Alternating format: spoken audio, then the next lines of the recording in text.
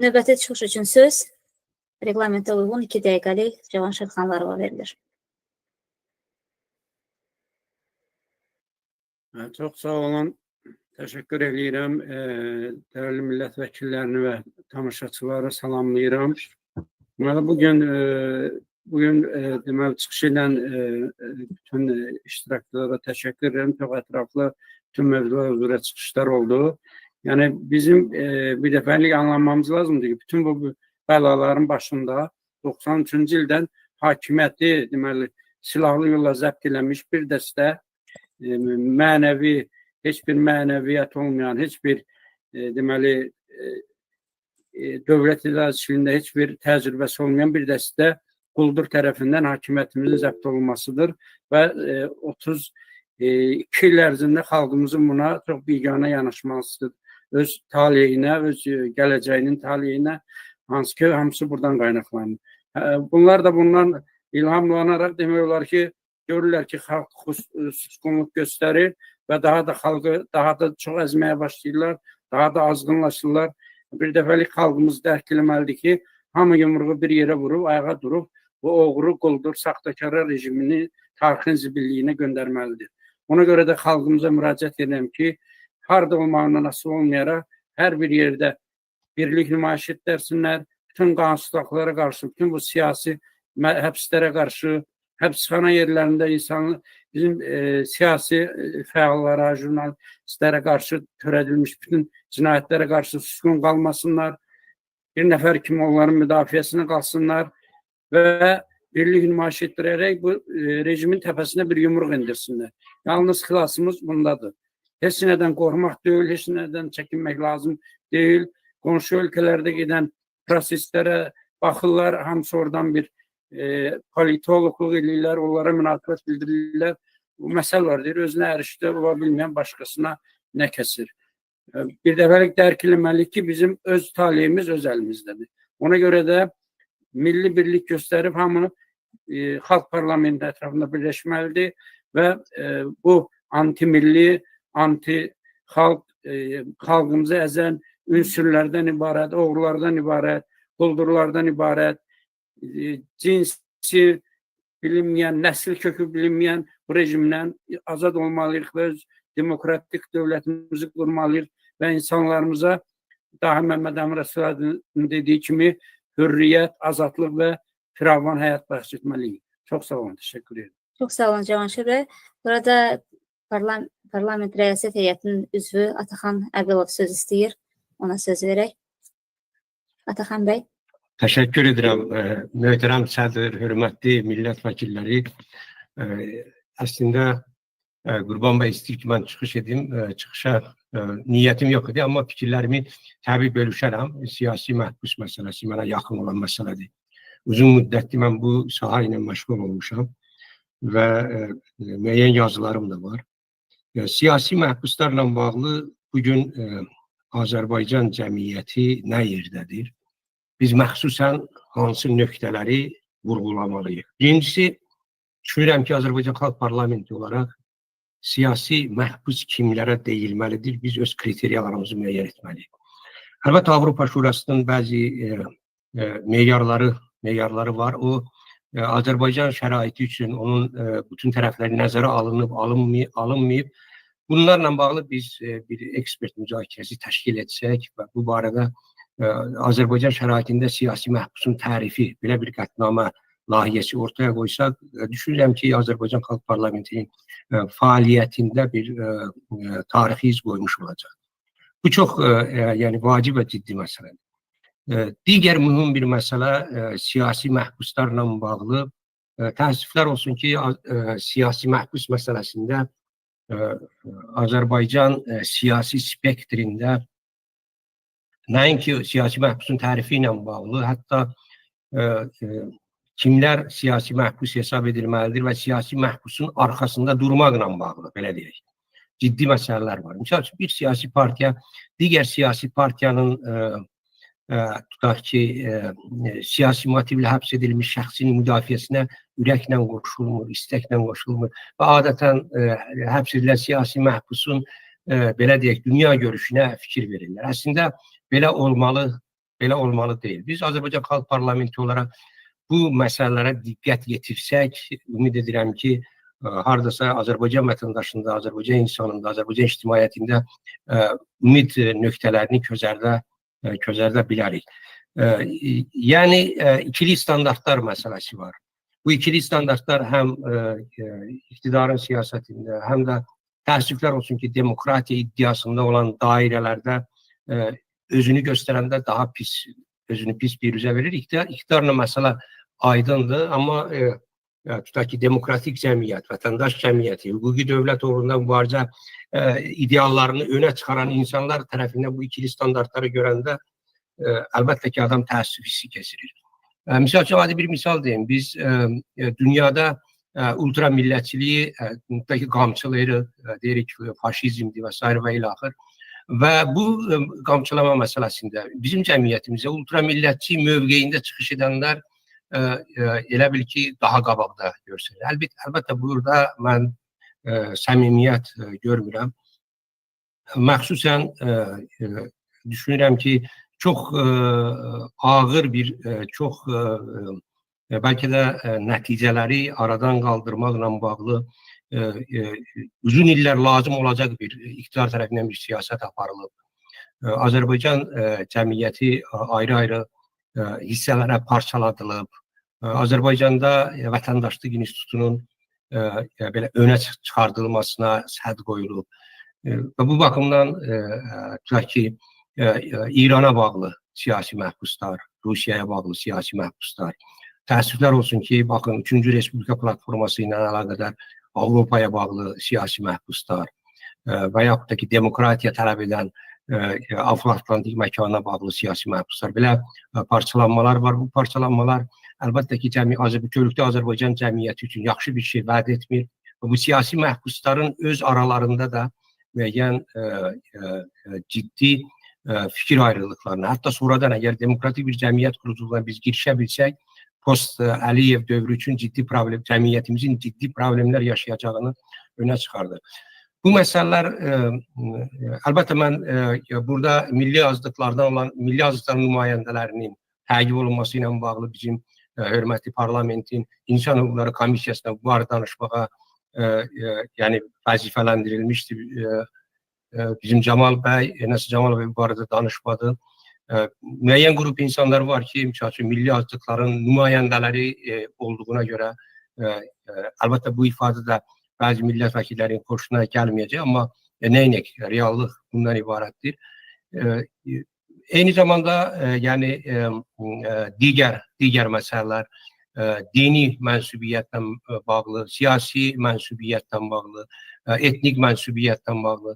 Bu məsələlərin arxasında hansı niyyət durur, biz bu niyyəti ifşa etməliyik və Azərbaycan cəmiyyəti üçün düşünürəm ki, bir daha üst altında qırmızı xəttlə çəkib demək istəyirəm ki, Azərbaycan Vətəndaşı İnstitutu önə çıxardılmalı, təbliğ edilməli. Yalnız biz bu yolla ölkəmizdə demokratik, azad, sivil, vətəndaş hüquqi dövlət quruculuğu istiqamətində hərəkət edə bilərik. Diqqətinizə görə təşəkkür edirəm. Reglamenti pozduğuma görə üzr istəyirəm. Əgər pozdumsa. Çox sağ olun Ataxan bəy. İclasımız artıq 3 saata yaxınlaşır və nəzərə alanda ki, əl qaldıranların sayı çoxdur. Biz artıq iclasımızı yekunlaşdırmalıyıq. Beləliklə, yekun sözü mən Abid Qafarova verirəm məruzəçiyə. Abid bəy, söz sizə. Təşəkkür edirəm, hörmətli sədr. İlk öncə mövzu ətrafında keyfiyyətli, koloritli, əsaslı çıxışlara görə həmkarlarıma və qonaq qismində iştirak edən Aybəniz xanıma və Nizam bəyə təşəkkür eləməyə özümə borc bilirəm.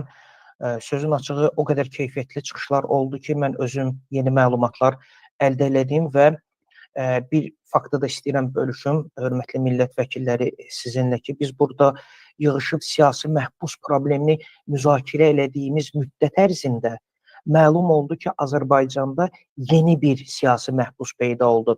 Azərbaycan Xalq Cəbhəsi Partiyasının sədri Əli Kərimlinin ictimai əsaslarla mühafizəçisi Kənan Zeynalov, cəmiyyətdə Kənan Basqallı kimi tanınan şəxs də artıq həbs olunub.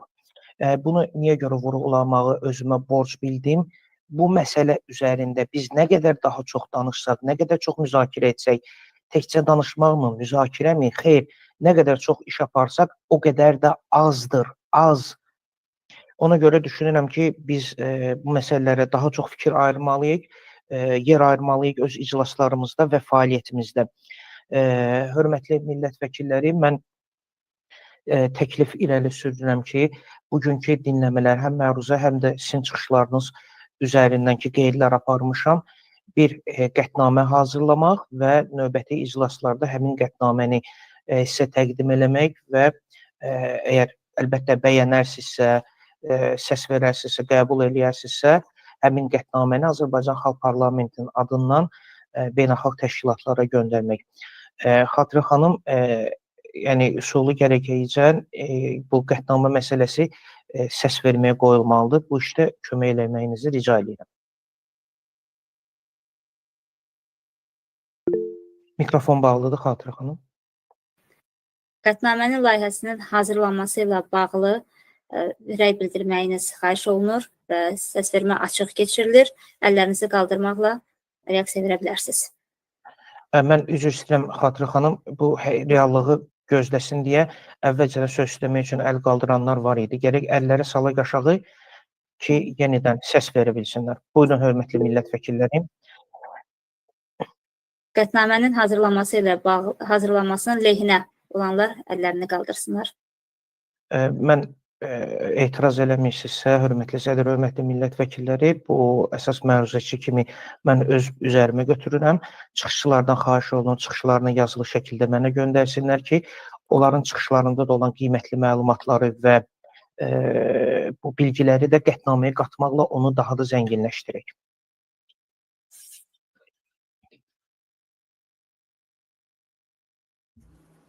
$33 nəfər. 33 nəfər. 34 oldu. Əla, 33 nəfər. Lehinə. Əleyhinə də səs verməyə qoyaq ki, qoy tarix. Əleyhinə, kim əleyhinədirsə, qətnamənin layihəsinin hazırlanmasının əllərini qaldıra bilər.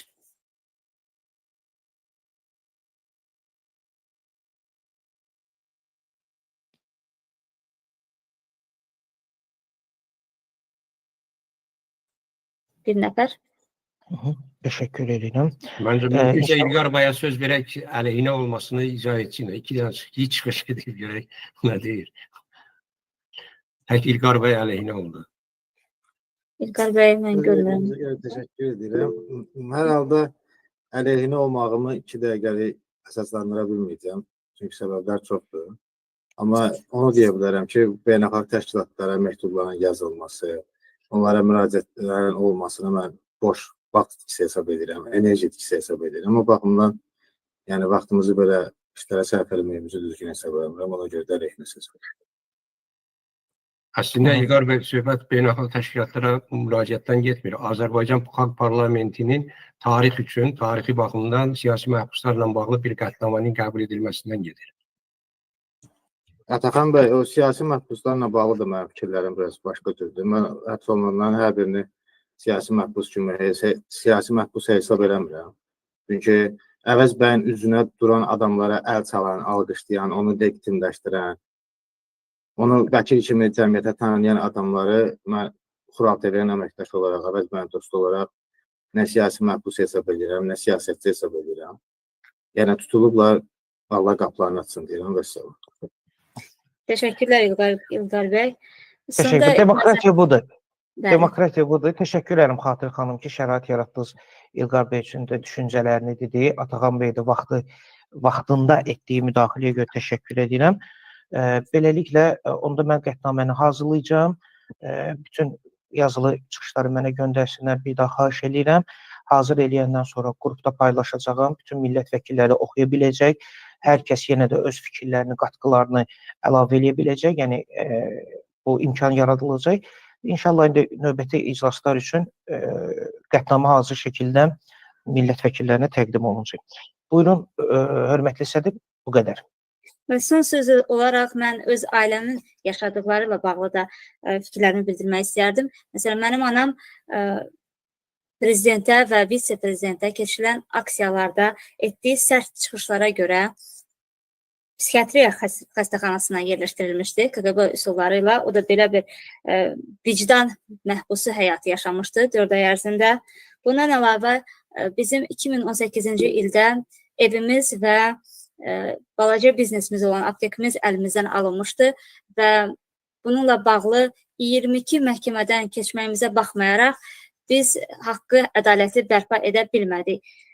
Körpə övladı, xərçəng xəstəliyi olan qardaşımın körpəsi ilə, ailəsi ilə bir yerdə çölə atılmasını əlbəttə götürə bilmədiyinə görə və içindən gələn etirazı məhkəmələrdə öz haqlı olduğunu sübut edə bilmədiyinə görə içindən gələn etirazı evimizin hasarına boya ilə bu ev vəkillər kollegiyası tərəfindən zəbt edilib yazdığına görə, çünki bizim evimizin alınmasında birbaşa vəkillər kollegiyasının üzvü olan dələdüz vəkillər iştirak eləmişdilər və onların sayəsində saxta keçirilən məhkəmələrdə də saxta qərarlar qəbul edilmişdi və bu sözü yazmışdı ki, bu ev vəkillər kollegiyasının vəkilləri tərəfindən zəbt edilib. Bu sözü yazdığına görə mənim qardaşıma xuliqanlıq maddəsi ilə 2019-cu ildə 10 sutkalıq həbs verilmişdi.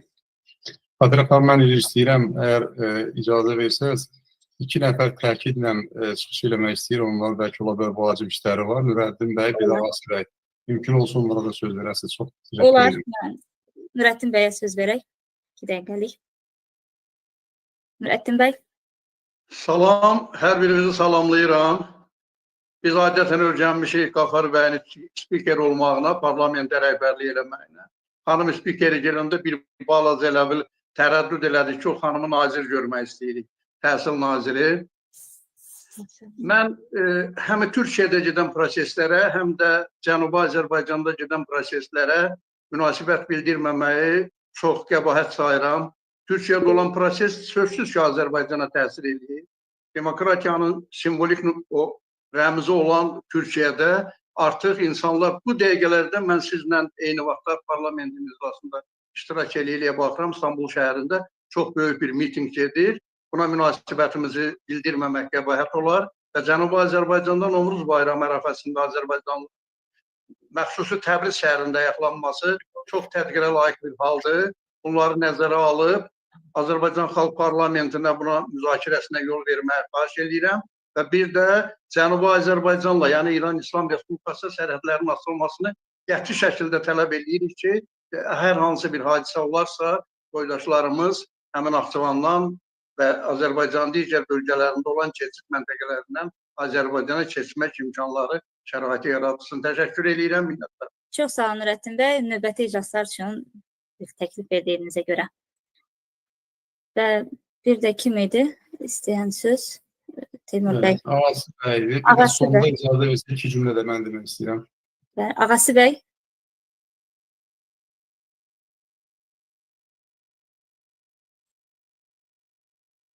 Mikrofon.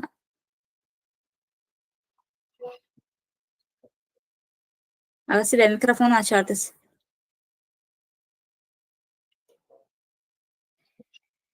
Ola bilər əli yuxarıda qalıb. Ola bilər. Teymur bəy, onda söz sizdə. Çox təşəkkür edirəm.